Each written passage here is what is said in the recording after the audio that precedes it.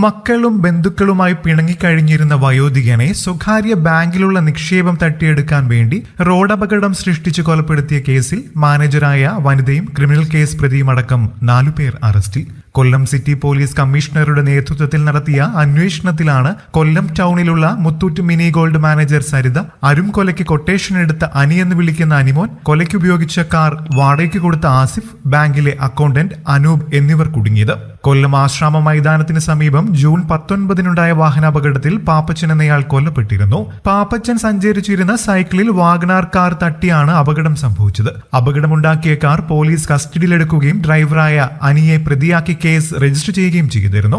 അസ്വാഭാവികമായ അപകടം എന്ന നിലയിലാണ് കേസ് മുന്നോട്ട് പോയത്. പാപ്പച്ചൻ BSNL നിന്നും വിരമിച്ചയാളാണ്. കുടുംബവും മക്കളുമായി പിണങ്ങിക്കഴിയുകയായിരുന്നു. ജോലി ചെയ്തും വിരമിച്ചപ്പോൾ കിട്ടിയ ആനുകൂല്യങ്ങളും അടക്കം വലിയ തുക പാപ്പച്ചന്റെ പേരിലുണ്ടായിരുന്നു. പിതാവ് മരിച്ചതോടെ മക്കൾ ഈ സമ്പാദ്യം എവിടെയെന്ന് അന്വേഷിച്ച് രംഗത്ത് വന്നു. അപ്പോഴാണ് കേരളം ഞെട്ടിയ അരും കൊലയുടെ കഥകൾ പുറത്തു വന്നത്. മുത്തൂറ്റ് മിനി ഗോൾഡ് ബ്രാഞ്ചിൽ 1 കോടിയോളം വരുന്ന തുക പാപ്പച്ചന് നിക്ഷേപമുണ്ടായിരുന്നുവെന്ന് മക്കൾ മനസ്സിലാക്കി. ബ്രാഞ്ചിലെ ജീവനക്കാരുമായി പാപ്പച്ചന് നല്ല ബന്ധമായിരുന്നു. മക്കളും ബന്ധുക്കളുമായി പിണങ്ങിക്കഴിയുന്ന പാപ്പച്ചൻ തന്റെ സമ്പാദ്യത്തിന് ആരെയും നോമിനി വെച്ചിരുന്നില്ല. തന്റെ കഥകൾ മുഴുവൻ ബ്രാഞ്ച് മാനേജർ സരിതയോടും മറ്റു ജീവനക്കാരോടും പാപ്പച്ചൻ പറഞ്ഞിരുന്നു. ഇദ്ദേഹം ഇല്ലാതായാൽ ആരും തിരക്കി വരാൻ സാധ്യതയില്ലെന്ന് മനസ്സിലാക്കിയ സരിത കൊടും ക്രിമിനലായ അനിയുമായി ചേർന്ന് പാപ്പച്ചനെ കൊലപ്പെടുത്താൻ പദ്ധതി തയ്യാറാക്കി. പാപ്പച്ചൻ ബാങ്കിലിട്ടിരുന്ന തുകയുടെ പകുതിയോളം പണം വ്യാജ ഒപ്പിട്ട് സരിതയും അനൂപും ചേർന്ന് വായ്പയായി എടുത്തിരുന്നു. പാപ്പച്ചൻ മരിക്കുന്നതിന് ദിവസങ്ങൾക്ക് മുൻപായിരുന്നു പണം തട്ടിയെടുത്തത്.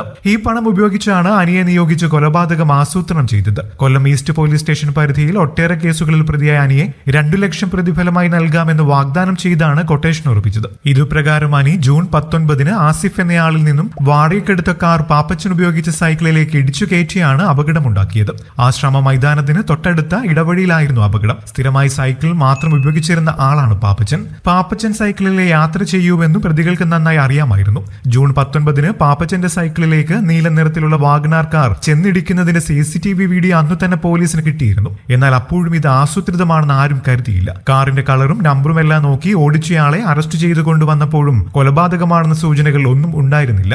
പാപ്പച്ചന്റെ പണം അന്വേഷിച്ച് ചെന്ന മക്കളോട് പാപ്പച്ചന്റെ നിക്ഷേപ തുകയിൽ നിന്നും പകുതിയോളം മരിക്കുന്നതിന് ഒരാഴ്ച മുൻപ് വായ്പയായി എടുത്തിട്ടുണ്ടെന്നും മാനേജറും അക്കൗണ്ടന്റും അറിയിച്ചു. ഇത്ര വലിയ തുക ആർക്കു വേണ്ടിയാണ് പിതാവ് എടുത്തതെന്നറിയാൻ വേണ്ടി ബന്ധുക്കളോടും പരിചയക്കാരോടും മക്കൾ അന്വേഷണം നടത്തി. ഒരു പൈസ പോലും വെറുതെ ആർക്കും നൽകുന്നയാളല്ല പാപ്പച്ചൻ. ആ സ്ഥിതിക്ക് പണം എവിടെ പോയി എന്ന മക്കൾക്ക് സംശയമുയർന്നു. അങ്ങനെ മകൾ കൊല്ലം സിറ്റി കമ്മീഷണർക്ക് പരാതി നൽകി. കമ്മീഷണർ വിവേക് കുമാറിന്റെ നേതൃത്വത്തിൽ നടന്ന അന്വേഷണത്തിലാണ് ഒരു വലിയ കൊലപാതകത്തിന്റെ ചുരുളഴിഞ്ഞത്.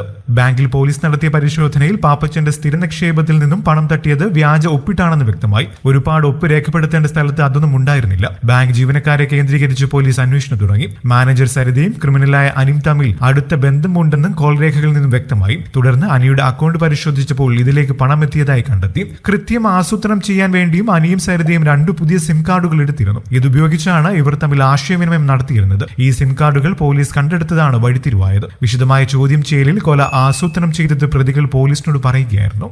കൂടുതൽ വാർത്തകൾക്കും വിശേഷങ്ങൾക്കുമായി ഈ ചാനൽ സബ്സ്ക്രൈബ് ചെയ്യാനും മറക്കില്ലേ. നന്ദി.